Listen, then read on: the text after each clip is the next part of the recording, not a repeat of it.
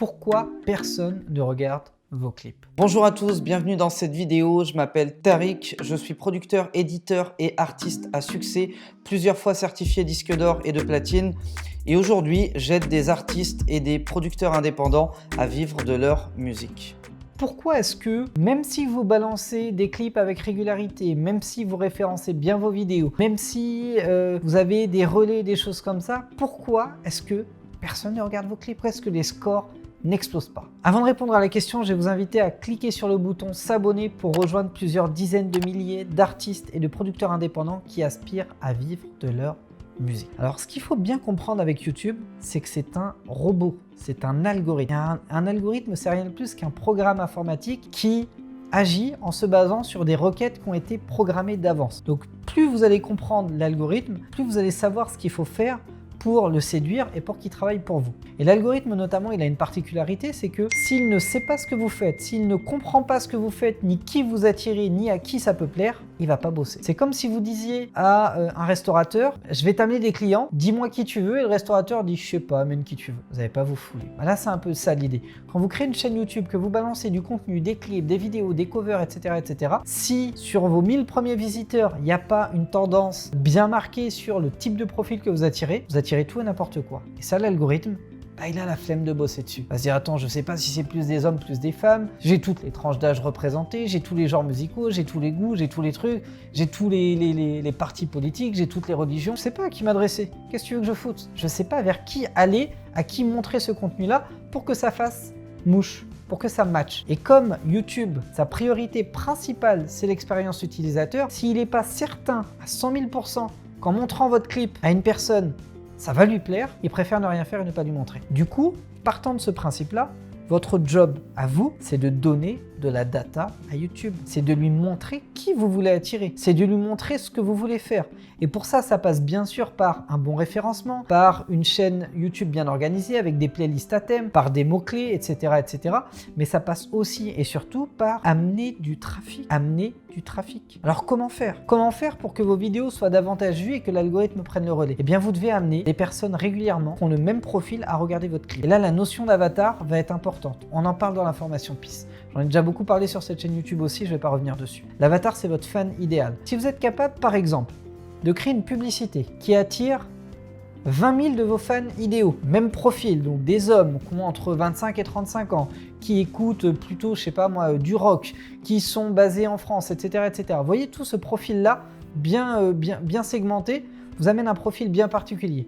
Vous amenez 10 000 personnes comme ça sur votre chaîne YouTube à regarder vos clips, qu'est-ce qui va se passer? L'algorithme, il va recevoir de la data. Il va recevoir un message qui lui dit « Hey coucou, sur cette chaîne YouTube, il y a 10 000 personnes qui sont venues ce mois-ci. Les 10 000, c'est les mêmes. À quelques détails près, c'est les mêmes. C'est que des hommes, ils ont tous entre 25 et 35, ils ont tous ce genre de job, ils écoutent tous ce genre de musique, etc. Pourquoi est-ce qu'on n'essaierait pas de montrer les autres clips de cette chaîne YouTube-là à des gens qui répondent à ces critères? Parce qu'en plus, ils se sont abonnés, c'est con. C'est que vraiment, ils kiffent. Donc, c'est que ça marche. Donc, à partir de là, qu'est-ce qu'on va faire? On va être en mesure de recommander des vidéos de cette chaîne YouTube à davantage d'utilisateurs YouTube qui correspondent à ces critères-là. L'algorithme sait ce que vous faites, pourquoi vous le faites et à qui vous vous adressez. Il peut commencer à travailler pour vous. Si en plus, vous lui amenez un flux constant, que vous lui amenez des abonnés, que vous lui amenez des likes, des partages, des relais de liens, etc., il aura encore plus d'informations, il travaillera encore plus pour vous. Mais il faut d'abord mettre de l'eau au moulin pour qu'il puisse tourner un petit peu tout seul. Alors après, il y a ceux qui vont me dire, elle va être énorme cette vidéo en fait. Elle va être vraiment énorme parce que je vous balance des tips en or massif. J'espère que ça vous plaît. Si c'est le cas, lâchez-moi des gros likes. Pour faire ça, il va falloir faire de la pub. Pour attirer 10 000, 20 000, 50 000, 100 000 personnes sur votre chaîne YouTube, il faut faire de la pub. Le problème, c'est que si vous faites de la pub sur YouTube pour attirer des vues YouTube, pour que l'algorithme prenne le relais, ça va pas marcher. Parce que l'algorithme va se dire, mais Jean-Louis, là, il vient de dépenser 2000 € chez moi. Si je commence à lui amener plus de trafic, qu'est-ce qui va se passer? Il va arrêter de dépenser de l'argent chez moi. Alors l'expérience utilisateur, c'est bien sympa, mais il y a le pognon aussi, les gars. Il y a le pognon. Et moi, je veux que Jean-Louis me rapporte du pognon. Donc qu'est-ce que je vais faire? Maintenant qu'il arrête de faire de la pub, je vais faire baisser son reach. Il aura moins de vues organiques, il va paniquer, il va réinvestir des budgets pub. Alors il ne faut pas faire de pub sur YouTube. Par contre, qu'est-ce qui vous empêche de faire de la pub sur LinkedIn, sur Facebook ou sur Instagram? Rien du tout. Vous pouvez faire de la pub sur Facebook et amener les gens à aller découvrir votre clip sur YouTube. YouTube, qu'est-ce qu'il va comprendre? Il va comprendre que les gens sont sur Facebook, voient un lien, cliquent dessus et arrivent sur YouTube. Il sait que ça vient de Facebook, mais il ne sait pas que ça vient d'un sponsor. Il ne sait pas que ça vient d'une pub sponsorisée. Il ne sait pas que vous avez peut-être dépensé 2000 € pour attirer 10, 15 ou 20 000 personnes chez lui. Et comme il ne le sait pas, il ne sait pas que vous êtes prêt à payer pour ça. Donc lui, tout ce qu'il voit, c'est de la data. Il voit des gens venir et il comprend que chez vous, il y a un truc qui plaît à une certaine catégorie de personnes et il va commencer à travailler dans votre camp et à bosser pour vous. Alors après, il y a ceux qui vont me dire « Bah ouais, mais moi je veux développer aussi Facebook et Instagram et machin. » Bah vous pouvez pas. La bonne stratégie sur les réseaux sociaux, si vous voulez aller vite en acquisition, c'est de prendre un ou deux réseaux forts sur lesquels vous ne faites pas de publicité, mais par contre, un ou deux réseaux faibles sur lesquels vous faites de l'acquisition avec de la publicité et vous relayez ce trafic sur vos réseaux forts. On peut imaginer un schéma où vous voulez développer à fond Instagram et YouTube et pour ça, vous faites de la pub sur Facebook en excluant Instagram et de ce lien Facebook, vous renvoyez vers vos vidéos Instagram IGTV par exemple ou votre profil Instagram ou éventuellement votre profil YouTube. Et du coup, même si Instagram et Facebook c'est la même chose et que la régie pub est reliée, tant que vous n'avez pas amené de flux publicitaire sur le feed d'Instagram, Instagram considère que vous avez un développement viral. Il sait que ça vient de Facebook, mais il ne sait pas que ça vient d'une pub sponsorisée. Même